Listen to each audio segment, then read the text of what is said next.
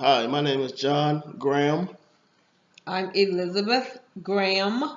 and I'm Mike Graham Sr., and we are listening to Camille Meeks' speech for public speaking.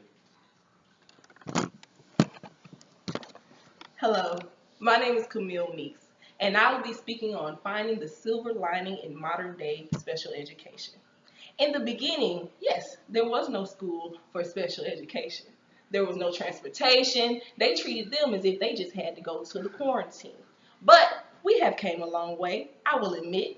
The average classes of special needs do have their problems, and I will key point them out to you one by one.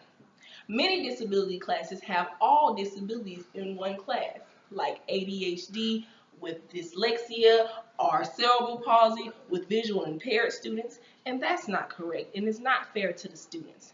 You really should have all disabilities of the same type in one class. That way, the teacher can handle it better, they will have better lesson plans and better resources, and they will know how to handle the students because they know the exact syndromes of each class.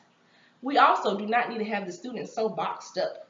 They have recess alone, they have class alone, they only get to see people with special needs, unlike being around normal kids who have general education and treat them differently. So let's say we've made a class for hearing impaired kids. All you have to do is provide detailed visuals, more experiments, more hands-on environments for each class, and each student will get the same learning as a regular education child. The system for special education is plain. It's a mile high worth of paperwork. And sometimes we should scratch some of that paperwork out. Just because it's checked off and the teacher said that the child has learned it does not mean it is true.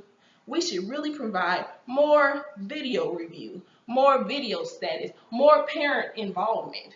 That is really one of the problems of special education. The parents are not involved as they should be. No step-by-step lesson. What child learns step by step? This is special education we're talking about. We don't know what their problems are in their mind. We have to figure out how they learn, what they want to learn, and what they are interested in. There is always a silver lining.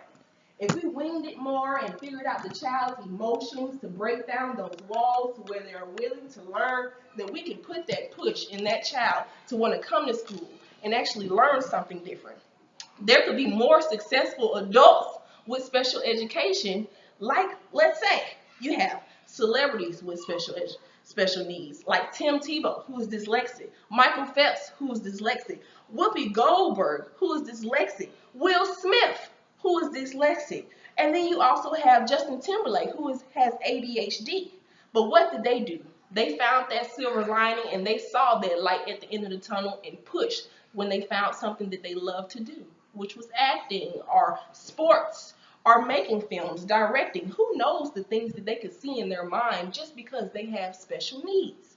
So what we need is more models and more mentors, someone of their kind, someone who has their problems, someone who is willing to talk to them because they know the symptoms and the syndromes that they have, someone who knows how to get to those children.